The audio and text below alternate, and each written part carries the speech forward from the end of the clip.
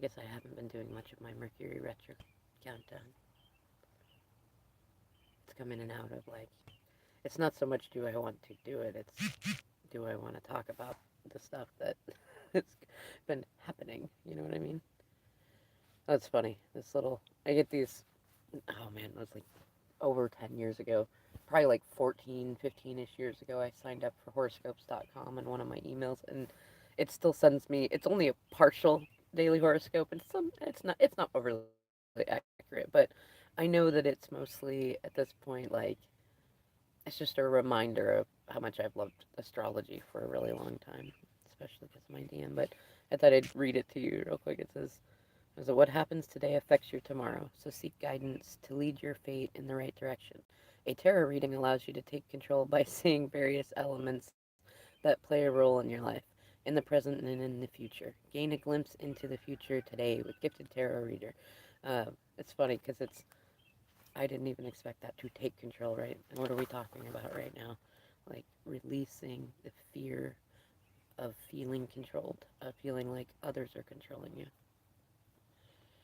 And while I'm not going to go into all the details, this is something that is relevant and has resurfaced in this Mercury retrograde in Gemini Taurus, um, and seems to be increasing with the transition into Taurus energy, Mercury wise, because everything else is going into Pisces as we head into Taurus season, you know.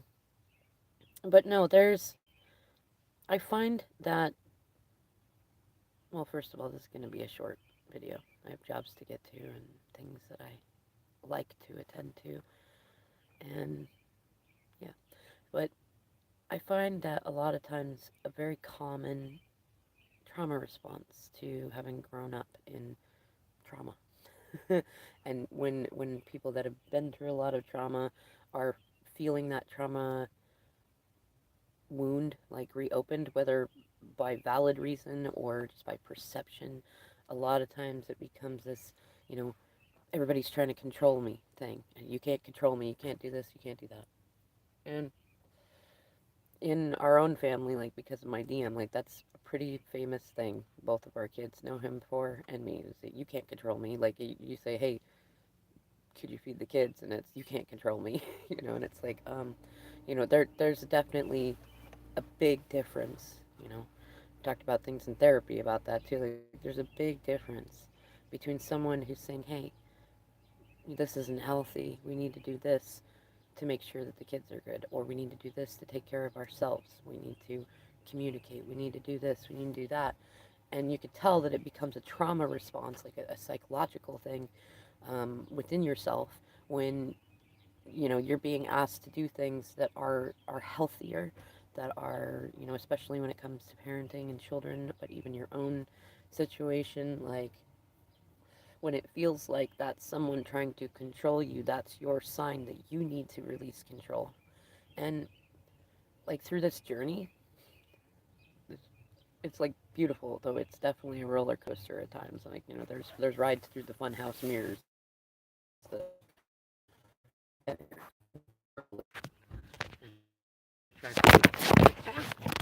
putting you up here. My car is not starting, so I can't turn the steering wheel to, give you all the best angles. Um, but no, there's been times where it's like, somebody just wants. Oh, what is it? I used to be late taking the kids to school a lot, and I knew that part of the biggest reason for that was all the stress going on with the pirates around me, right? And I tried to figure out every way that I could get around it myself, but there was definitely like then people start coming in and trying to do their own way, and it creates more confusion and more problems, and you try to lean into that, but they don't really want to do that. See, and then it becomes like for me, it was the you can't control me thing. It was more the why are you adding problems onto problems and then complaining that the problems are worse. Um, But I know a lot of people that get into, this you can't control me vibe. And I know that I've been through stuff to where it's like, it's very obvious that people just want to control the narrative, the situation, everything. And it's not about getting healthier. It's not about doing the right thing. It's not about self care. It's just, it's like I want to continue to do this unhealthy thing for myself and those around me just because you can't control me. Like, we've all had times where we've had something similar to that. Or you might be on the helper end, the caretaker end, and you're like, it has to be done this way because of A, B, C, D, E, F, G. That's more in my MO. It's like, this is safe, this is good, this is known, this is tested, this is, true. And a lot of times I'm correct, but sometimes I'm not. And, those are times when it's like when I'm approached by someone that definitely has far more education and credibility than me, and they say, "No, no, it's okay to go this way. You're not wrong about this thing, but it's okay to go that way." And then I say, "Okay, okay, ego, okay, Bob the ego, it's okay to let this sit or let this be different." I'm noticing I have Oreo on my lips. Um, I got some for the kiddos, and then it's like, oh, I think I'll have a couple of them too. Um, but no, like when you get to that space where you realize that there are other ways that you can do things, like you can meet the requests of what other people say. Like if it's something to do with parenting, and there's something that you're getting repeatedly questioned about or asked to do something, and you don't want to do it the way that you're being asked to do it. Okay, but get out of that victim mindset. Find another way to do it that is still meeting the same healthy standard. You know what I mean? Same thing in the rest of life. It could be at your work. It could be with your family. It could be all sorts of situations. Um, there's many, many times and spaces. And what I find is like, I think when you're first healing, it's really like first you start looking at discernment. Is this really someone trying to manipulate me for control for their own ends? Like, first of all, we're humans. Yes, that happens a lot.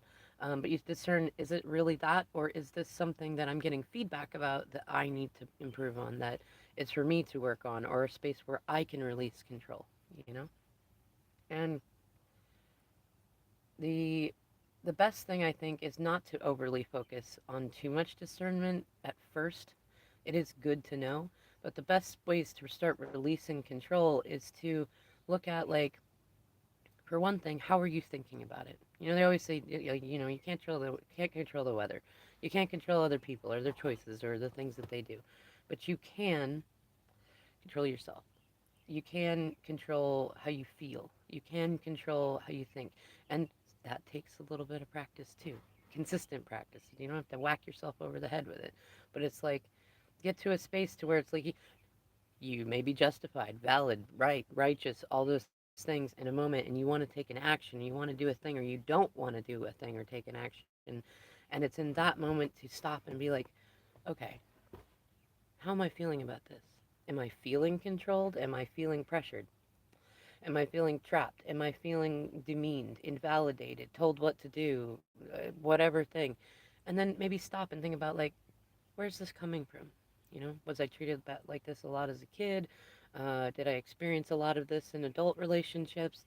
Like, and how many times have I felt like I sabotaged something that was good because of said fears? You can kind of look at that. And how many times has it gone well when I have said, I'm going to do this anyways, or I'm not going to do that, I'm going to hold my boundary? Like, how has it been? How has it gone? Um,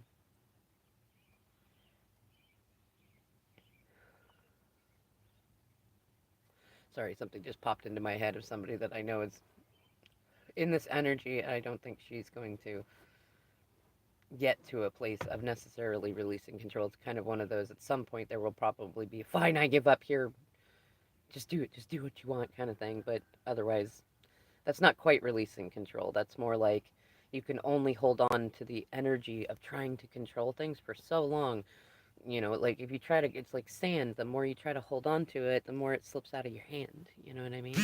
Um, though, I don't know, like the best thing I can find that I've found that helps me, that is, brings inner peace and is relaxing, is when you find that you feel controlled or you feel challenged, you feel like you must be the one to do things a certain way, or you must get everyone else to do things a certain way, that just stop and relax and think, like, right in this moment, is this the thing that I need to be focused on? Is there something more pleasant that I can focus on? Can I write or draw or doodle or play an instrument or sing or go for a drive or a walk or a swim?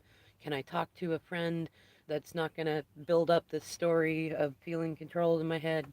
What are my resources? What can I do to shift this energy? And then even in that moment, like, am I really being controlled, or does it just feel that way? Am I really in trouble, or does it just feel that way? Are these people really trying to, do they really come across as dangerous or a threat or forceful, or is it that I am feeling that way? And if even if they are, what can I do to shift things? What can I do to